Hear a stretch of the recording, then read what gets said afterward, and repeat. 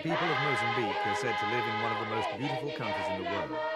It's also one of the poorest. 28 years of savage war have torn the nation apart. First, the war against the colonial Portuguese, and then against neighboring Rhodesia. And now the civil war between the governing Frelimo party and the right-wing Renamo group, or Mozambique National Resistance Movement. Trained in guerrilla warfare, Renamo soldiers have conquered large parts of the country formerly held by the Frelimo government. Liberated villagers, once victims of Marxist Frelimo-enforced nationalization policies, are returning to traditional lifestyles. Rudimentary agriculture has returned, but the medical facilities are very poor. Soldiers have either stolen supplies or wounded civilians have needed them. This clinic can only dispense aspirin. Once Renamo troops conquer a region, its population is re-educated and taught the party's political goals.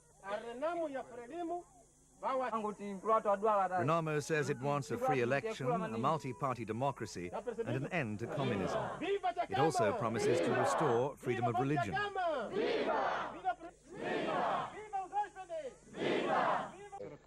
Afonso Dhlakama is the dominating leader of Renamo.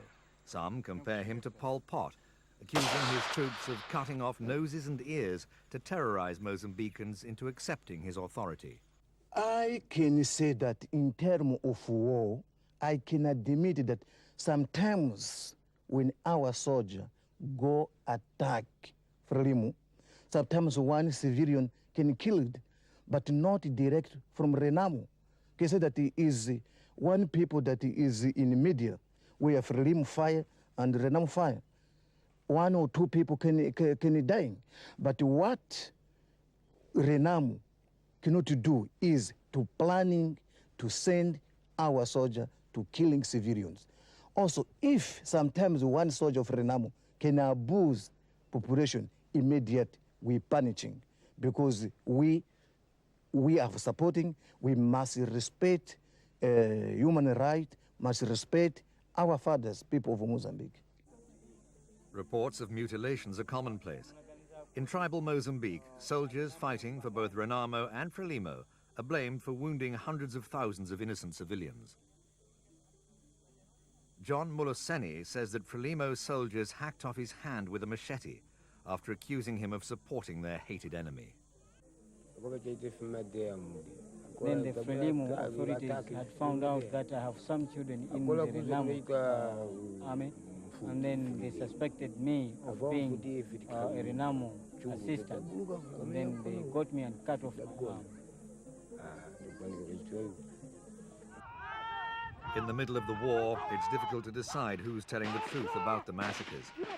The blame may also lie with troops from South Africa and Zimbabwe, two of the many countries which have had roles in the fighting.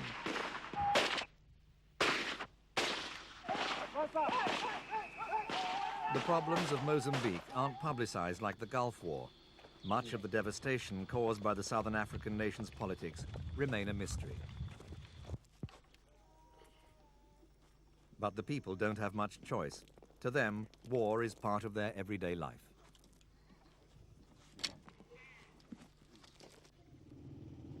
Dhlakama insists Renamo is winning. In some areas, Frelimo's socialist policies have provoked a backlash. People living in central areas like the Gorongosa region turn to Renamo for support. The Second National Congress of Renamo recently met in Gorongosa to discuss a general ceasefire and future multi-party elections. A limited ceasefire is already in operation around crucial trade corridors, Tabira, Nacala and Maputo. While no definite date has yet been set for elections, Dhlakama has already hit the campaign trail, hoping to persuade villagers to vote for him and not his opponent, President Joaquim Chissano. Life in some parts of the country is bearable. But in most areas, the situation is desperate. Famine and violence have forced more than 1 million people to flee. Many refugees have relocated to the neighboring states of Zambia, Zimbabwe and Malawi. Crops have suffered from the warring party's scorched earth policy, making the day-to-day struggle of feeding the family exhausting. War and Mozambique's population of 15 million have worn down the country's infrastructure. Clean drinking water is hard to find. When Frelimo took control, it condemned traditional teachings. Many schools were forced to close. The so-called primitive ideas didn't coincide with socialist thinking.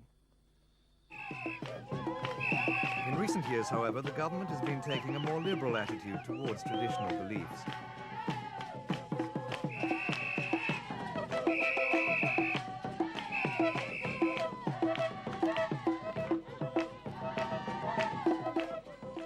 Utter war weariness and famine have forced Renamo and Frelimo into a series of peace talks now taking place in Rome. External pressures from the international community have forced the government to accept many of its demands, and it's given up one-party rule. This has removed the Renamo guerrilla chief's main political platform.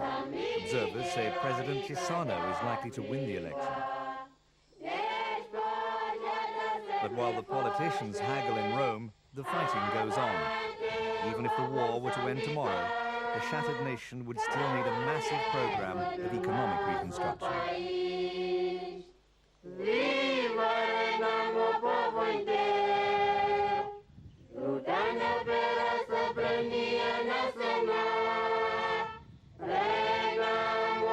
povo Mozambique.